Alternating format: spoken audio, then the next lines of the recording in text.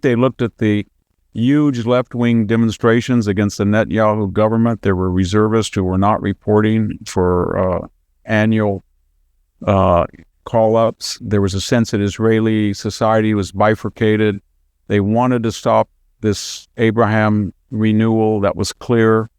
And they felt that Iran had been given a blank check, and they had more rockets, and Hezbollah would help them. And that all gave them a sense that the Israelis are not going to be, they have no idea what we're up to. We've been planning this a year. We're going to stop the Abrams Accord. We're going to really shock the world. And then the final third player in this triangle is, of course, the United States, John. And we, in this administration, had put Robert Malley in charge of the Iran deal. He has now lost his job. He's lost his security clearance. He was obviously loose, and that's a euphemism, with classified documents. He brought pro-Iranian nationals and Iranian Americans into the State Department.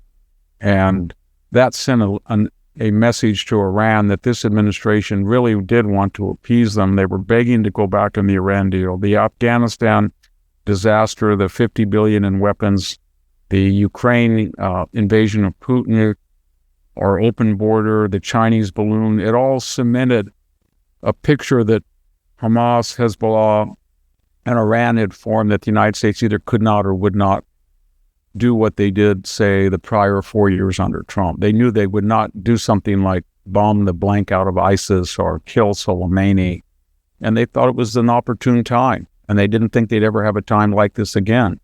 If you think what he said he was going to do in 2015, he said he was going to get rid of ISIS. In fact, he used the vulgarity, I'm going to bomb the SHIT out of them.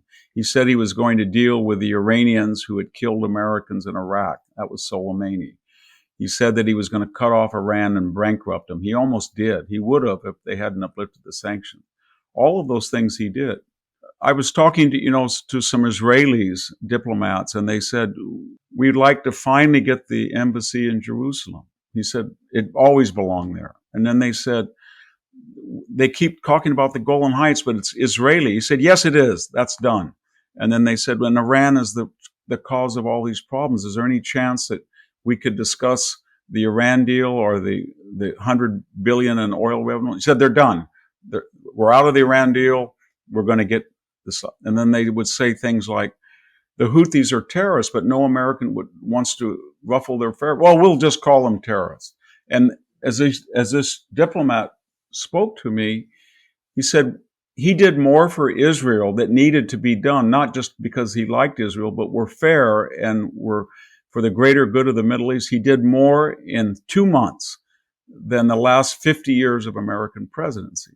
And when you look at the Middle East, if we had this conversation, my God, a year ago, we would be talking about the formidable Hezbollah, or Hamas is just, nobody knows how to deal with them, or the Houthis.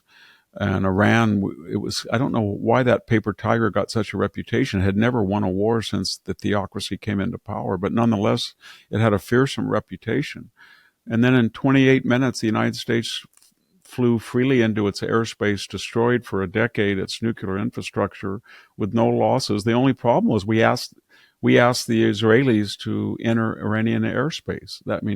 That's the height of humiliation for the Iranians. They have no air force. They have no navy now. They have no air defenses. They have no nuclear program. And at will, any American president or Israeli prime minister can enter their space. So the whole Middle East, is what I'm trying to say, is radically changed now.